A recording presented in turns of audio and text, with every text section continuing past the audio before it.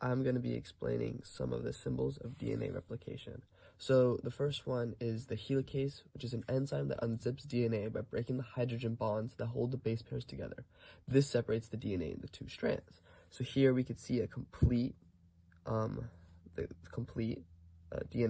The helicase, which is this right here, is going to come in, it's going to break that off, right? So it's going to unzip all this, separating the two.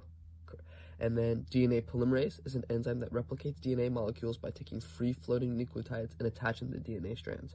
So we have DNA polymerase here and here, and this is going to grab the free-floating nucleotides that would just be all right here and place them in the spots they're supposed to go.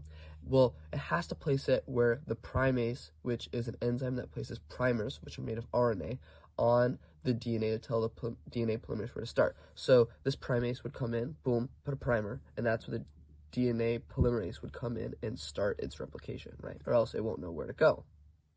Then we have the ligase, which is an enzyme that glues down and secures free-floating nucleotides into the spot where they're placed down by the DNA polymerase. So the ligase would come in where the polymerase put the free-floating nucleotides where the primase told it to.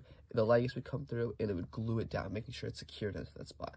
Now there's one more, is the topoisomerase, is an enzyme that prevents the strands from supercoiling or winding during the DNA replication cycle. So when it is separated by the helicase, it needs to stay separated, right? And that is where this enzyme comes in and it stops it from going back to where it originally were. Semi-conservative in terms of DNA replication is essentially turning two strands of DNA into four by taking one of the strands and using it as a template to create complementary strands, thus preserving the genetic information and replicating it. As shown in the model, the two strands of DNA are turned into four strands, with one original copy and one new strand, as seen in the color differences. So semi-conservative means that it preserves or uses half of the original to create two new strands of DNA, with one that is from the original and one completely new strand from it. Each one uses a separate one. Leading strand and lagging strand. So when we look at the leading strand, we know that RNA polymerase reads 3 to 5. Looking at the top strand, which says leading strand, because RNA polymerase is able to read 3 to 5, it can go in one continuous motion. While at the bottom, where it's the 5 strand, right up to 3 strand, it has to read it.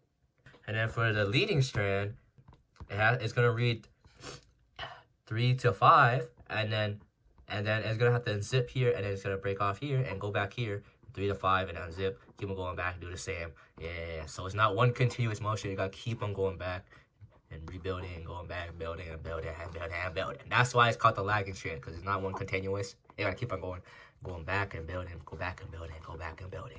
Unlike the leading strand that goes in one continuous motion. You're welcome. Question number 4, explain the directionality of DNA 3 to 5, 5 to 3, and how that plays a role in DNA replication. So when you have DNA, it is organized in a double helix structure. And basically what that means is that one strand of DNA is going to run from 5 to 3, while the other strand is going to run from 3 to 5. And the reason why this has an impact on DNA replication is because when DNA polymerase is actually making the complementary base pairs when making new DNA, DNA polymerase only works from 5 to 3. And so for one of the strands, that's pretty straightforward. Since it already runs from 5 to 3, the DNA polymerase is just going to go like this on what is called the leading strand, while the other encounters a problem because it runs from 3 to 5, but DNA polymerase only runs from 5 to 3, and so it's going to have to do the reverse, and this is known as the lagging strand. Okazaki fragments in DNA are lagging strands that are replicated discontinuously with the leading, but are joined together by the ligase at the end. In the model, we can see the Okazaki fragments form in a way that is disconnected from the complementary strands, but are joined up by the ligase. As you can see here, the Okazaki fragment is created, but there's a small gap, as well as the second Okazaki fragment, which are also called lagging strands, and in the end they are joined up by the ligase.